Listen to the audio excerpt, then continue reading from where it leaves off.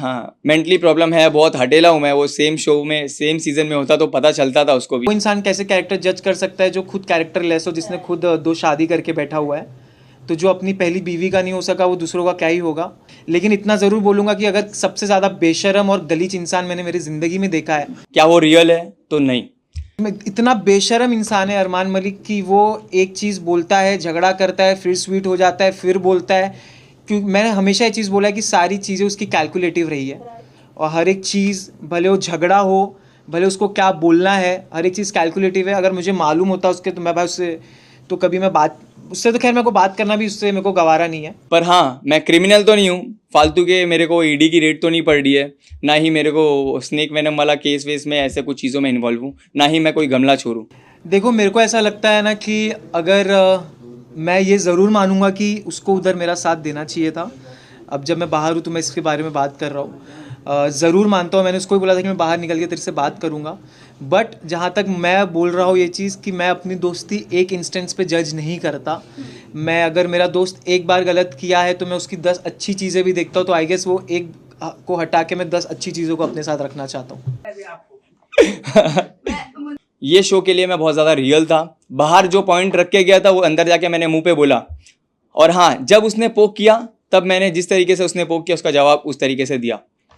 तो ऐसे लगता है आपको कि जिस तरीके से मैं बोलता था वैसे मैंने नहीं किया, ये ऐसे आपको लगता है? एग्जैक्टली ये चीज़ किया, इसको स्टैंड लेना ही बोलते हैं। जब उन्होंने ये चीज़ मुझे बोली, मैंने उनको बोला यार मैं विशाल को, ये एग्जैक्टली मेरा जुमला था। बेशक एपिसोड जाके देख लीजिएगा, क्योंकि जब इंसान सच बोलता है तो उसको याद रखने की ज़रूरत नहीं कि उसने क्या बोला था। मैंने एग्जैक्टली ये बोला था कि यार मैं विशाल को 5 साल से जानती हूँ, हमको एक ही एजेंसी मैनेज करती है। मैंने ज़िंदगी में कभी नहीं देखा कि इसने किसी के ऊपर ऐसे कॉमेंट पास किया। मैं खुद भी शौक थी, लेकिन मुझे नहीं लगता ये ऐसा है। लेकिन मेरा मुँह ये बोल के चुप कराया गया, जो ठीक भी था। उन्होंने ये बोला कि यार जब लव वो वाकई में खुद मौजूद था, उसका फ्रेंड जिसके साथ वो 24 घंटे उठता बैठता है, जब वो खुद ये चीज़ का एतराफ़ कर रहा है, ये चीज़ कन्फेस कर रहा है कि हाँ कि विशाल ने इसको गलत वे में बोला, तो मैं किस मुंह से बोलती मैम। मैं टूट चुका था। मैं बेसिकली मैं दिल से बोल रहा हूँ ये सारी चीज़ें कि मेरे को कुछ जी, मेरा कॉन्फिडेंस जो मेरा था स्टार्ट से, मेरा फोकस सब गायब हो चुका था। तो मैं था वहाँ पे बट मैं नहीं था,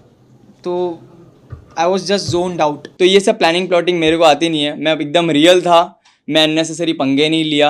हाँ, कोई अगर पंगे लिया है तो चाहे वो अरमान हो, कटारिया हो या साई केतन मेरा जो दोस्त था उससे भी हो, मैं किसी से भी ढसा नहीं हूँ। सबको जैसा जो मेरे से भिड़ा उसको वैसा जवाब दिया। खैर, उससे तो उसकी नीयत दिख जाती है, उसकी वो कैसा इंसान है वो समझ में आ जाता है कि अगर किसी के माँ बाप पे आप जाके कमेंट कर रहे हो तो आप कितने नीच किस्म के इंसान हो, वो दिख जाता है। इसमें मैं बोलना चाहूँगा पायल को, बुद्धिहीन चालें उन्होंने करके गई हैं। जब आपको कुछ मालूम नहीं है, आप एक बारी पढ़ाई करके आप नेशनल टेलीविज़न पे कुछ बोल रहे हो। अगर सलमान सर होते तो वो, मुझे लगता है कि मैं शो में भी होता था। ये हरकत किया, मतलब विशाल पे हाथ छोड़ा, उसी दिन घर के बाहर भी होता था। और मैं सोच लिया अगर मेरे ऑडियंस और मेरे माँ बाप सही समझ रहे तो मुझे घंटा फिर किसी से फ़र्क नहीं पड़ता। ऐसा नहीं है, देखो सब अपनी अपनी जगह है। मुनव्वर अपनी जगह है, मैं अपनी जगह हूँ। सबकी एक अलग पर्सनालिटी होती है और मैं हमेशा से ग्रेटफुल रहा हूँ और अल्लाह का शुक्र किया हूँ। रणवीर सर का मेरे को ये लगता है ना कि रणवीर सर बहुत चालाक हैं। वो सुमड़ी में इधर उधर की बातें करके निकल जाते हैं। दोस्ती मैंने बहुत अच्छे से निभाई है। मैं इस चीज़ में आपकी बात से बिल्कुल भी इत्तेफाक नहीं रखती। मुझे ये बोला गया था, टास्क जब हुआ था, जब मैं अपनी टीम के साथ बैठी थी, टास्क सुन रही थी कि क्या टास्क है, वहाँ पे फिर टास्क जब ख़त्म होता है तो अरमान भाई, टास्क करने का टाइम आता है तो अरमान भाई बोलते हैं कि इधर आ, मैं तुझे बताता हूँ। तो हम वहाँ पे बैठे हुए थे तो अरमान भाई मुझे ये बोले कि शिवानी, अगर तूने बुराई नहीं की तो तुरंत की तुरंत घर से बाहर हो जाएगी।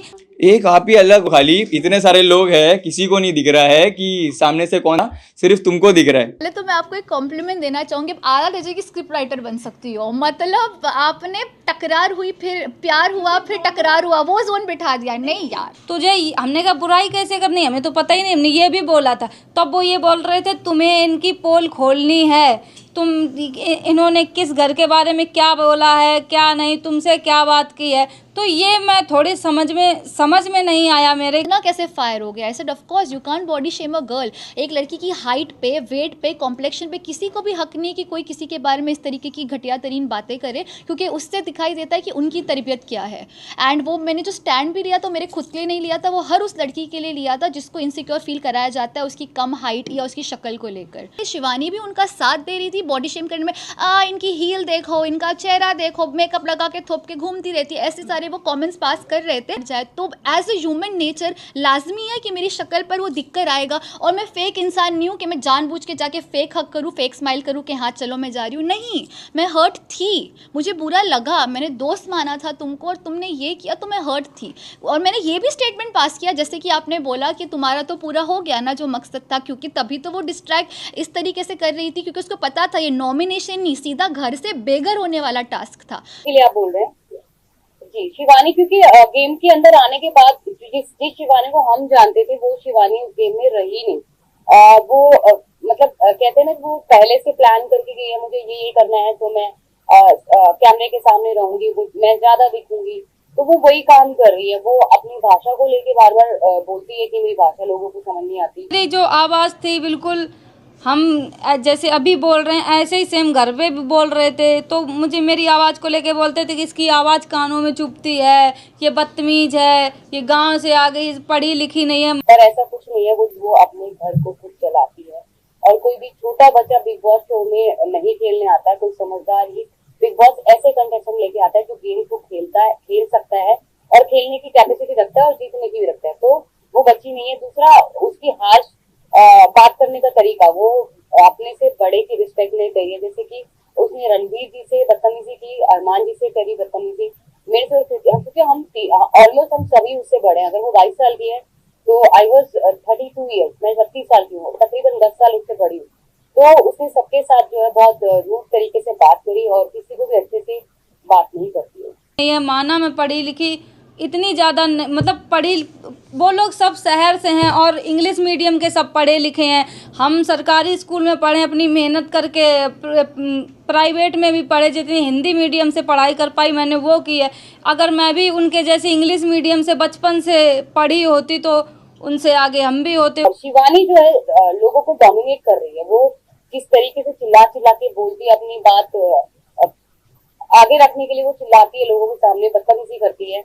जैसे बहुत सारे लोग, ऑलमोस्ट सभी लोगों से उसकी, सिर्फ चंद्रिका और सना मकबूल और विशाल से भी उसका झगड़ा हो चुका है। ऑलमोस्ट सभी घर वालों से उसका झगड़ा ऑलरेडी हो चुका है। अरमान भैया माइंड वॉश करने में बहुत उस्ताद हैं, तुरंत बातों में फंसा देंगे तुम्हें कि तुम ऐसी हो, वो तुम्हारे फेवर में बोल देंगे तो तुम पिघल जाओगी कि यार ये सही बोल रहे हैं। तो ऐसा ही मेरे साथ कुछ हुआ। और जब उनकी पत्नी कुछ बोलती थी ना तो तुरंत उसको ये समझ के दबा दिया जाता था कि अरे ये तो गोलू है, गोलू को तो ऐसे ही बोलना आता, ये समझ के दबा दिया जाता था। जबकि वहाँ सबसे छोटे हम ही थे, सबसे छोटे थे और बात भी करते थे, सबको हंसाने की कोशिश भी करते थे, लेकिन बदतमीज का टैग भी शिवानी कुमारी को मिलता है। तब भी हमने डट के सामना किया है, जनता जानती है। पर दीपक जी के लिए मुझे बिल्कुल भी सरप्राइज नहीं हुआ, क्योंकि वो ऑलरेडी अपने दिमाग में ये चीज बिठा के बैठे थे कि ये 3 लोग एक ही घर से आए हैं और इनके 3 वोट एक साथ हैं, ये मिलके खेलेंगे। उन्होंने हमें इंडिविजुअल देखा ही नहीं और वो चाहते ही नहीं कि हम इंडिविजुअल इस गेम में रह के खेल सके। क्या फर्क पड़ता है सर, कोई ना कोई तो किसी को डुबोता है। देखिए जिंदगी में जो है ये जो यहाँ लिखा होता है इसको कोई नहीं बदल पाता, होनी को कोई नहीं बदल सकता। मेरी माँ कहा करती थी कि सामान 100 बरस का, पल की खबर नहीं। मतलब ये प्लान फॉर 100 ईयर्स, हम अपनी ज़िंदगी 100 साल के हिसाब से प्लान करते हैं कि 20 साल में ये करूँगा, 30 साल में ये करूँगा, 40 में ये करूँगा, 50 में ये करूँगा। लेकिन क्या हमारी ज़िंदगी में अगले पल घटने वाला होता है इसकी हमें खबर नहीं होती। एग्जैक्टली मैं भी मानता हूँ आपसे, आपकी ये बात से मैं भी सहमत हूँ। बाहर निकलते निकलते भी मैंने सबसे मिला, सबसे हंस खेल के मिला और मैं बोला जो भी था गेम तक, किसी को बुरी लगी हो गई हो सॉरी, क्योंकि गेम था। एट द एंड कभी कभी एक ही ग्रुप में थे, एक ही टीम में थे, कभी अगेंस्ट थे, तो ये गेम का सिलसिला था। एज अ पर्सन ना वो मुझे जानता था ना मैं उससे जानता था, तो जो भी एक दूसरे को लेके परसेप्शन थे वो शायद चेंज हो गए। मेरे भी उसको लेके जो थे कि वो सामने से बहुत ज़्यादा उंगली करने वाला रहेगा झगड़े करेगा, आके पंगे लेगा, वो भी चेंज हुआ।